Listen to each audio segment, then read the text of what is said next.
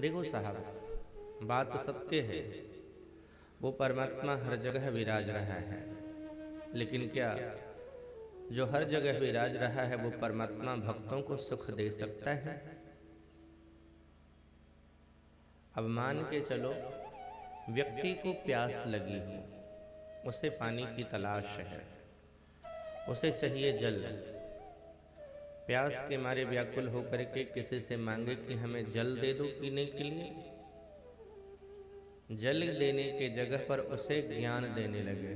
जल कहाँ ढूंढता है तू जल? जल जहाँ देख वहीं है जल। जिस पृथ्वी पर तू खड़ा है उस पृथ्वी के अंदर है जल।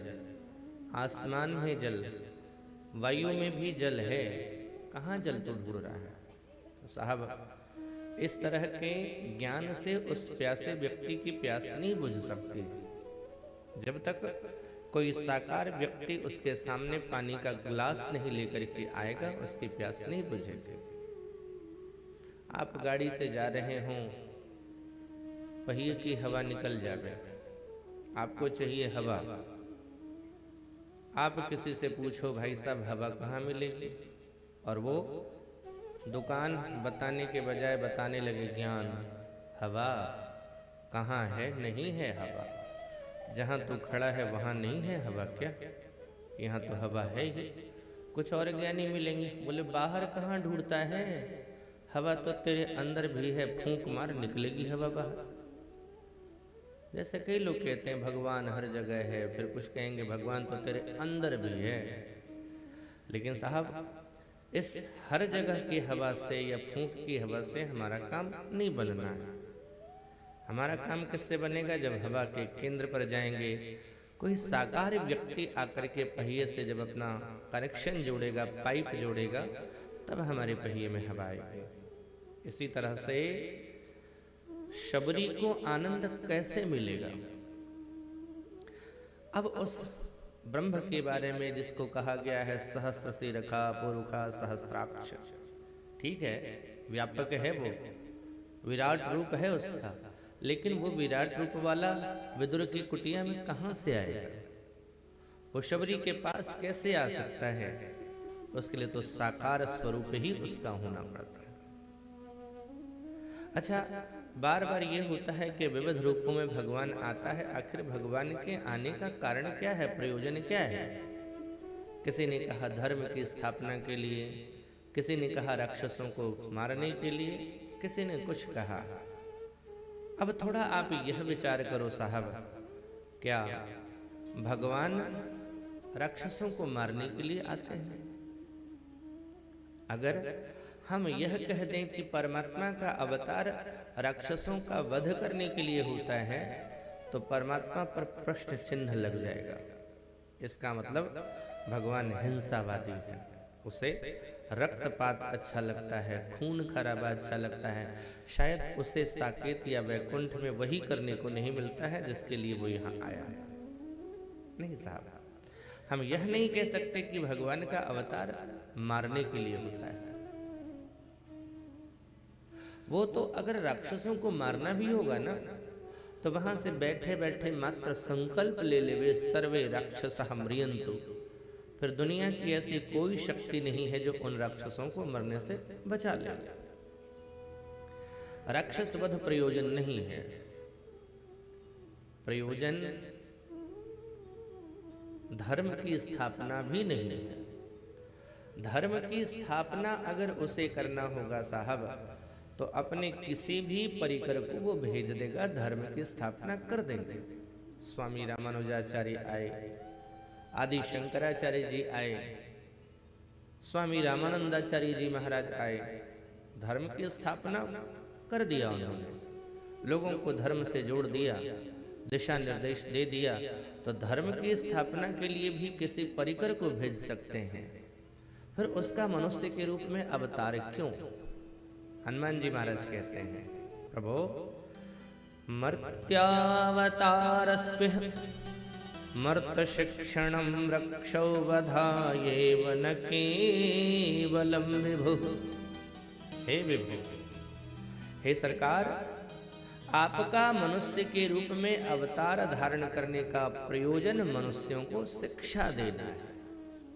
वेद के माध्यम से आपने बताया कि इस मार्ग पर चले और अवतार धारण करके शरीर के माध्यम से आपने वो कार्य किया, मनुष्यों को शिक्षित किया। भगवान से पूछा गया कि सरकार, कोई कुछ कहते हैं, कोई कुछ कहते हैं, कुछ कहते हैं, आपका क्या कहना है? भगवान ने विभीषण भैया से कहा है कि मेरे अवतार धारण करने का प्रयोजन एक ही है।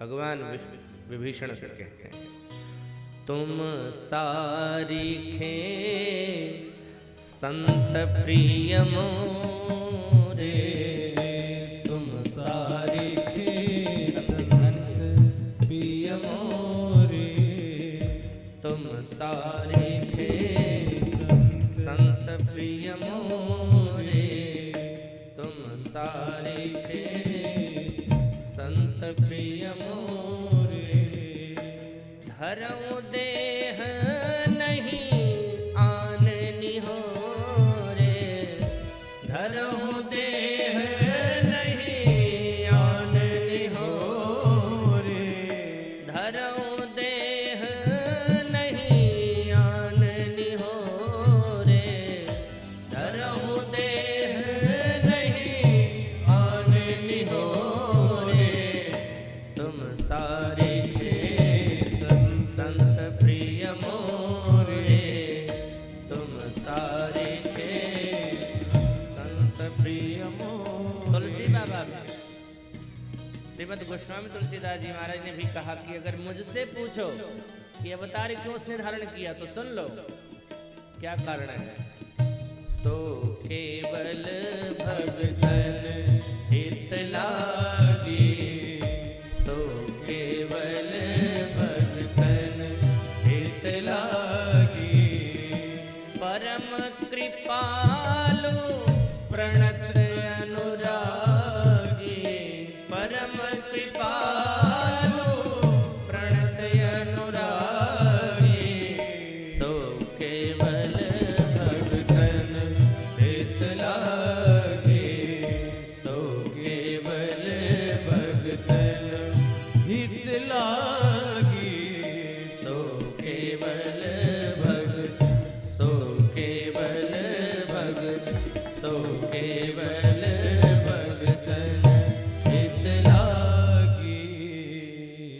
अच्छा, साधारण शब्दों में समझना है तो एक दृष्टांत के माध्यम से समझो कि भगवान का आगमन क्यों। दो मित्र थे, एक का नाम तनसुख लाल, दूसरे का नाम मनसुख लाल।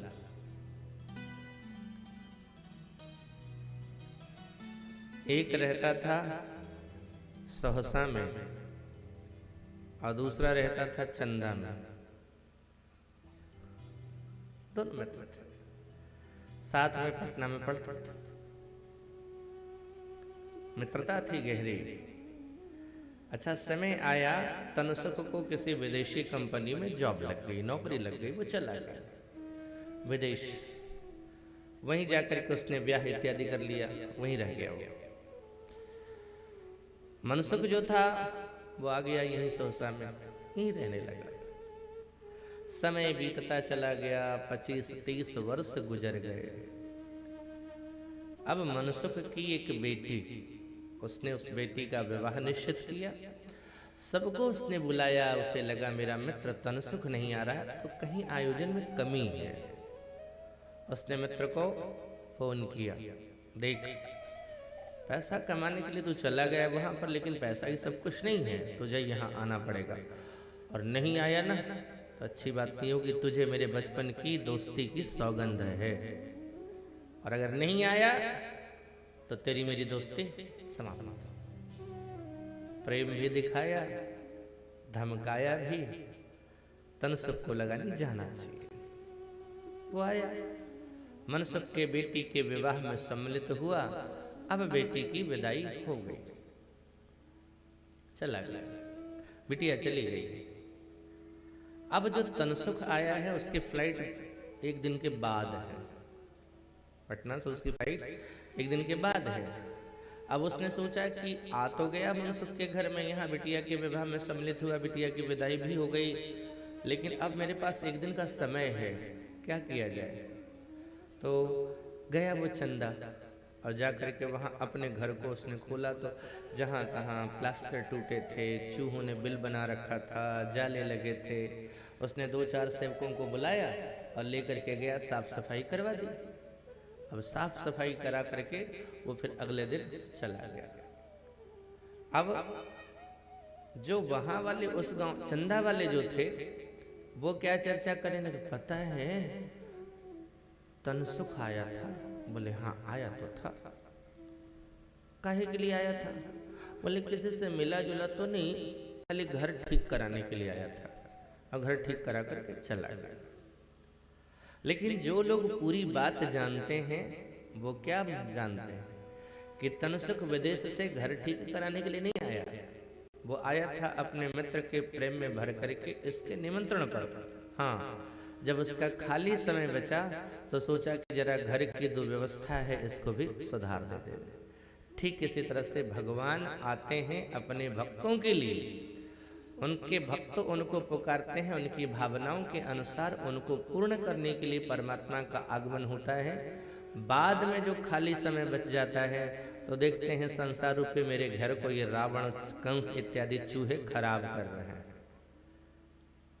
व्यवस्था बिगाड़ दिया है संसार का, तो उनका इलाज कर देते हैं। इसका यह मतलब नहीं कि उसी के लिए आए हैं, वो घर सुधारने के लिए नहीं आए हैं, न उन चूहों का इलाज करने के लिए वो आए तो हैं अपने भक्त के भाव में बह करके।